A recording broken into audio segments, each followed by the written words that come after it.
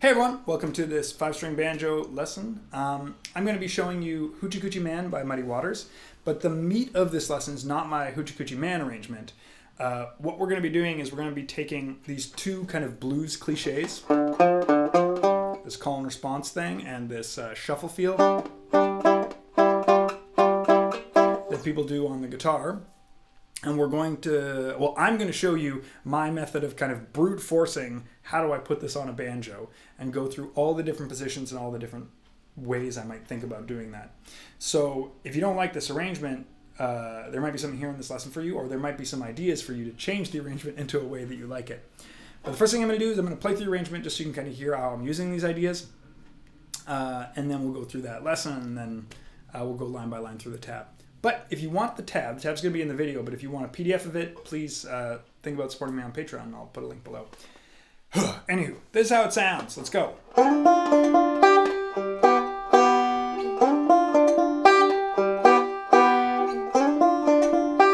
Gypsy woman told my mama before I was born, got a boy child's coming.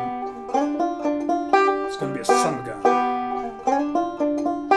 Gonna make pretty women scream and shout. Whole world's gonna wanna know just what this all about. You know I'm him. Everyone knows I'm him. I'm your Hoochie Coochie Man. Everyone knows that I'm him.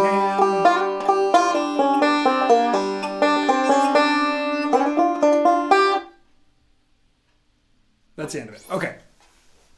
So, first, actually, let me say something really quickly about this tune. It's essentially a 12-bar blues. We've got this call and response thing that happens at the beginning that actually is 8 bars long, which makes it, I guess, like a 16-bar blues.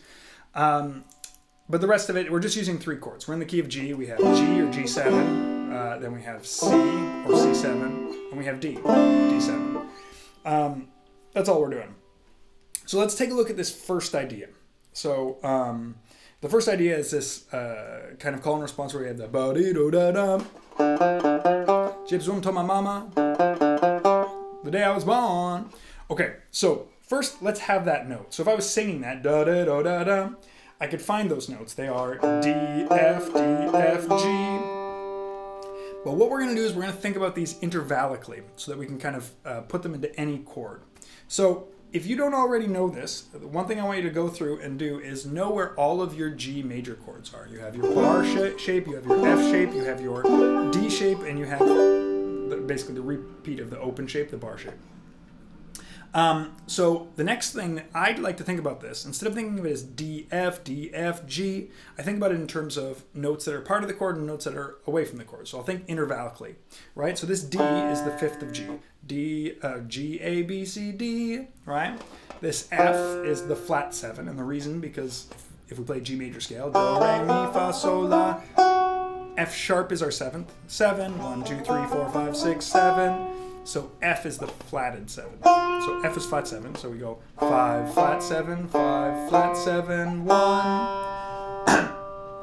So that's our idea here. 5, flat 7, 5, flat 7, 1. And the reason this is helpful is, well, we know if we have a chord, any of these chord shapes, they have 5 and 1 in them, right? 5, 1, 5, 1, 5, 1, 5, 1. So now if we can find this flat 7, it's going to be really easy to do it on every chord shape. So the flat 7, and if you're looking for a flat 7, it's between 5 and 1. So you could either go up from the D.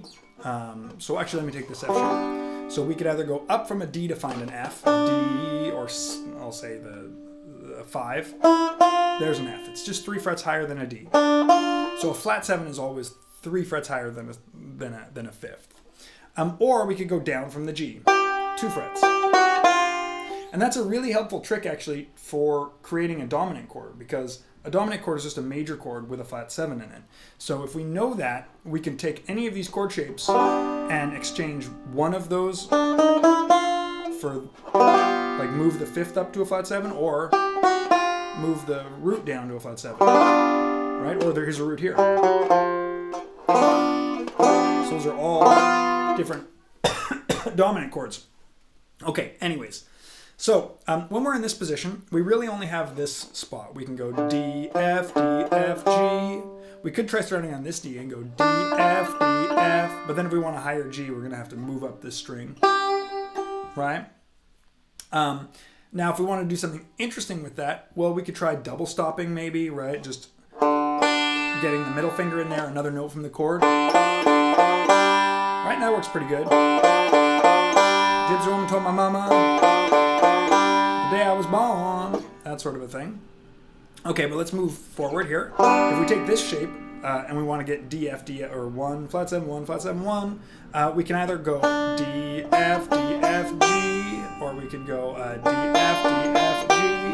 Actually, kind of like this, D, F, and actually because I know the banjo well enough, I know there's an open G here on the 5th string, so I could do that. Well, that's a nice way of doing it, right? I kind of like that. So those are our 2 ways there. If we move up to this position, this D shape here, well, our D is here, our 5 is here, so we could go to the 7, 3 frets higher, and then G, or we could move the G down 2 frets to the 7. That's kind of a nice, kind of simple lays nice, right? Those are the 2 ways we could do it there. Now, if we go to the bar shape, it's the exact same as the first one, so we could do the same thing we did in the first one. We also have the option of moving the root down 2 frets, so you could also do it there, right? And again, if we wanted to add extra notes in there, we could double stop the high string. It's kind of nice to do that one because you get that hammer on if you wanted it. Okay, so we're going to add more to this, but I'm going to show you what I did. So what I did is I kind of had a mixture. I had these 2 notes from this, but I also have, so these 2 notes are from this D shape, I guess, or I've moved the G down 2 frets, and then I just get the G from the top of this F-shaped G. And I like this. This is a melodic idea. I think of these ideas as melodic, where I try to take some sort of melodic note scale and do it each note on a different string so that I could let them ring together. So I always think about this as a melodic style. So that's kind of a nice way of playing that. Now, before we move on to the second riff, I want to talk a little bit about what I do after. And it's a little boring if I just go, Gypsy woman told my mama the day I was born. So what I want to do is just add some sort of rhythm there, and what I can do best is just play the chord, right? So I'll just play a G after that. Right? Now, one thing I'll mention about blues, and blues in particular, blues tends to have this sound of major or dominant sounding chords with real minor sounding melodies on top of them. So sometimes it's kind of important how much major you put in there. So sometimes it's nicer, right? Like if I put this chord here, that's the third, the real major sound is on top, and it sounds a little bit not what I would want. It's too major for me. So sometimes you want to hide this third or just leave it out altogether. So what I could do is not play the third and just play the G chord with these, just those 2 notes. And that might be the way you like to play this. Leaving that third completely out. Right? What I wanted to do is I wanted to add a 7th into it. So if I'm looking for the 7th, remember the 7th, the flat 7th, being either 3 frets higher than the 5 or 2 frets lower than the G, I could either play it like this, which I actually kind of like, but that's not what I chose to do in the arrangement. Or you could do it like this, which is the shape that I'm playing. So I'll put that tab up here of that's the thing I started doing. Right? That's how I got it. But if you want it with leaving that third out of it or not having the 7th, totally up to you. Or you like this one better, you got to make those decisions. It's not my decision to make. Okay, let's take a look at this second riff. I'm trying to rush through this. But the second kind of cliched riff is this. You play that often on a guitar. It's kind of one of the first like shuffle patterns guitar players will learn. So all I'm doing there is on a G, I'm taking the 5th note and moving it up from 5 to the 6 to the flat 7. So the easiest way to think about this is if we know where the fifth is, we just move it up 2 frets, up 1 more fret, back down, right? So we could do it on the lower note, or we could do it on the higher note. Now, again, because it's a blues, I'm going to stick here in this position for a second.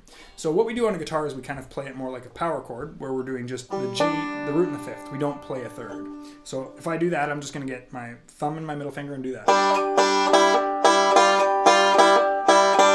That's essentially what the guitar is doing. Now, because we have that third in the middle, if we're okay with that majory sound, we could add that in there. And it really depends on the context and what tune you're playing. Sometimes it works, sometimes it doesn't. If you don't like the way it sounds, just leave it out, right? But it is nice because then you can add extra notes. You could do it melodically. Or like with arpeggios. You do the same thing going on the thick string too.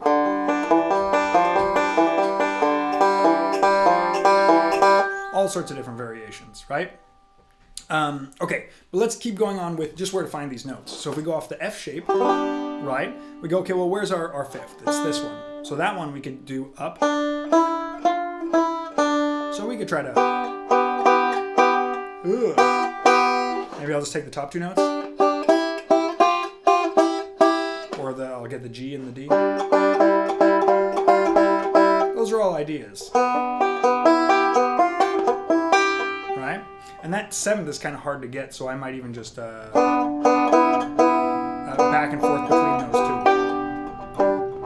2. Anywho, let's move on to the D shape. So here's our D note here. So D, E, F, E, right? 5, 6, flat 7, 6.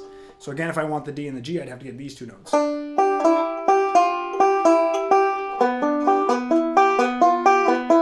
These are all totally up for grabs, right? And then this one, we're back to that same one.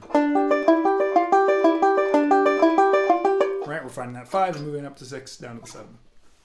Okay, so this is a really fast kind of like throwing all this at you. If this is over your head, that's totally okay. But if you can find one idea here that's helpful to you, then I'm glad. So now let me just go line by line through this tablature of the Hoochie Coochie arrangement, right? So we start with this, which I've already showed you, and I just keep repeating that. The only thing I do is at the end I wanted to change it up, so I go, I just arpeggiate through it and what's this all about?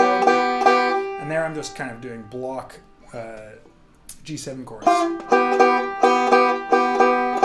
Now, the last 8 bars are kind of where I start doing the bum ba dum ba dum ba dum bum ideas, and I'll show you what I did, just so you have a couple ideas. So this is the first line. Here's the C chord, right? Now this is the same as the G chord we had up here, or this one here. So I have this. So this is how I play it. Hand.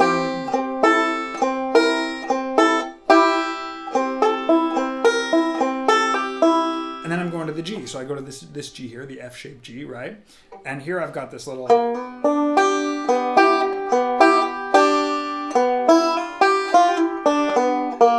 Now notice, like, I'm using those same notes. 5, 6, flat 7. I did them in different ways. Here I didn't want to go up to this flat 7 just because it's hard. So I just get the 6 there. But I could. Right? And then here I wanted to put like a little bit of a lick, so I just have this. There's that flat 7 we want. Now here I'm on this D chord, which is the D shape, right? So remember here we have this. So I'm going to use a couple of those notes.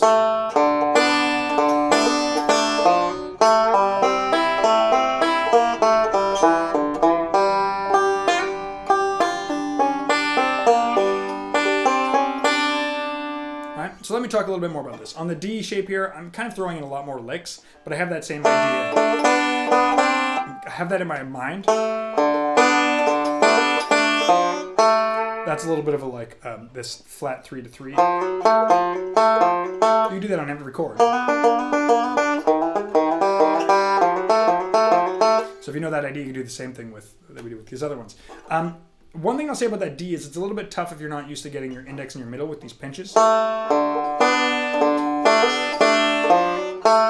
Now this part is also weird when I do the C because I'm going to pull off to the C shape, which again is kind of this same D shape we had, where we had this, right? We do the same thing here. But I do a bit of more of a lick here. And here I could go. But I wanted to add a little single string thing. And this is just straight up like a lick that I came up with in G.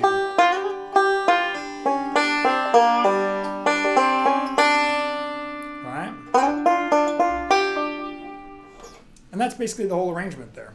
Well, so the last thing I'm going to do here is I'm just going to play through it slowly through the whole thing with the tab on the screen.